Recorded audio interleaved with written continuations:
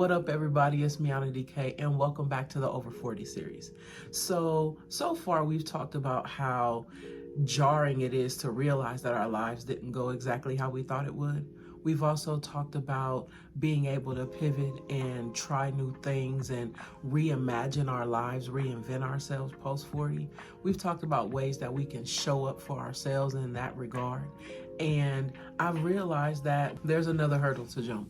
There's a pretty big hurdle that we haven't spoken about, and it's our inner voice. Our inner voice be the thing that just tears us up, the thing that tells us we're too old to start something new, the thing that tells us not to post that content that we went through all of that time creating because we don't know how somebody would receive this new thing that we're doing or this new thing that we're saying.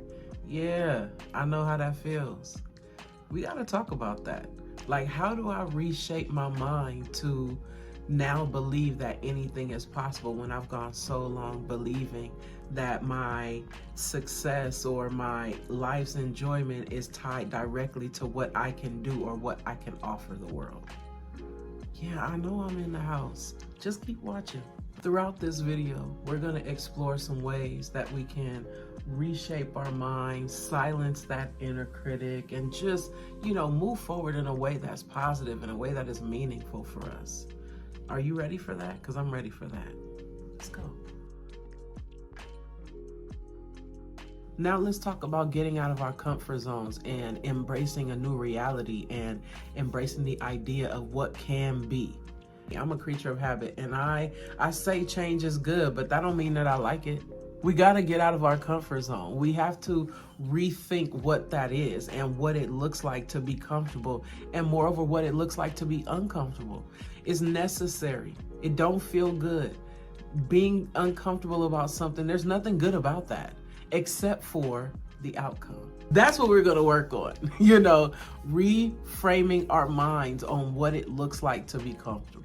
Yes, it's comfortable to lay in the bed a little bit later in the morning. It's comfortable to roll over that third time and hit that snooze button for the third time. It is.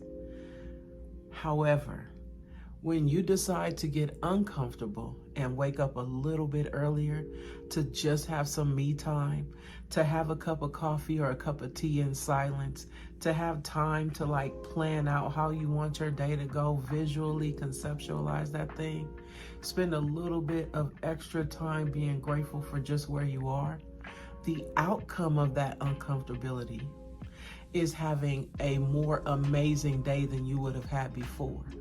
It's being a little more in touch with yourself and a little more willing to do what it takes to make you happy throughout the day, which in turn spills over to everyone else, because really, we treat people based on how we feel about ourselves. Chances are, if you are having a crappy day, the people around you are going to have a crappy day because they ran into you. If you are not self-aware enough to understand that whatever is going on in your day has nothing to do with someone else. Do you understand what I'm saying? So being uncomfortable enough to wake up a little bit earlier gives you some really, really beautiful outcomes later on in your day. So that's what I mean when I say that. You gotta get rid of those limiting beliefs.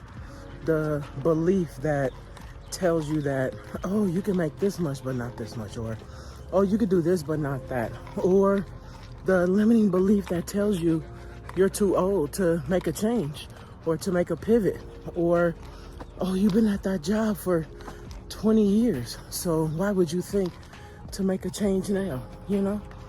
Well, because a change is needed. It's very simple, and you have all of the ability to make that change right now. You don't have to wait. You can start now with something very, very simple.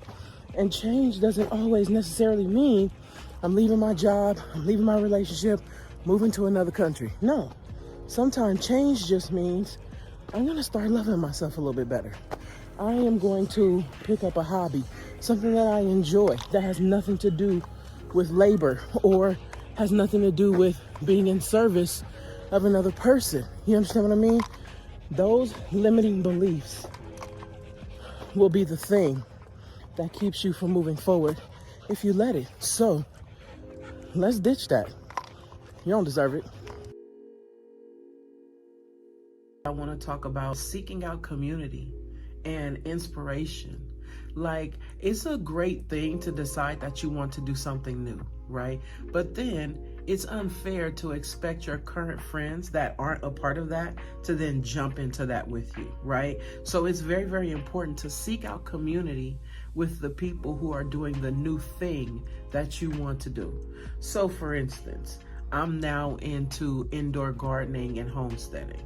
So as opposed to dragging my friends along the journey with me, what did I do? I went and got in a homesteading group on Facebook, and I found people and groups and things like that around me that are doing the thing, the new thing that I'm into.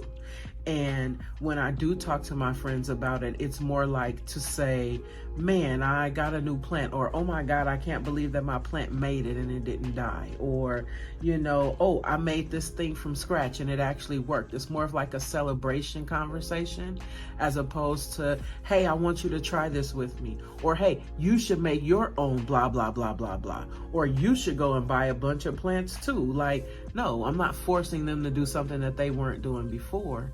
I just went and found community in the thing that I like, so that I now have a community for this hobby, and my family and friends who have always been my family and friends can continue to be just that. I hope that makes sense, but that's what I mean when I say find community in the thing that you want to do. It'll make your life so much easier. Here's a pro tip. You want to know how to make sure that you can incorporate these new things and keep track with how you feel about them? Get into some journaling. And yes, I know I'm the last person that should be talking about journaling because I've not really been super successful at it in its original form. I found a way that works for me though, okay? So what I do generally is I write things out line by line. Like, I write them out in like thoughts as opposed to getting on a piece of paper and just feeling like I have to write. I write sentences, and that works for me. You know, some people use the voice memo on their phone. Some people type it out online. Whatever works for you, but it's important just to find a way to get your thoughts out. Find a way to identify how it is that you're feeling in a way that you can come back to later and look at it and see, am I still feeling the same way about this thing?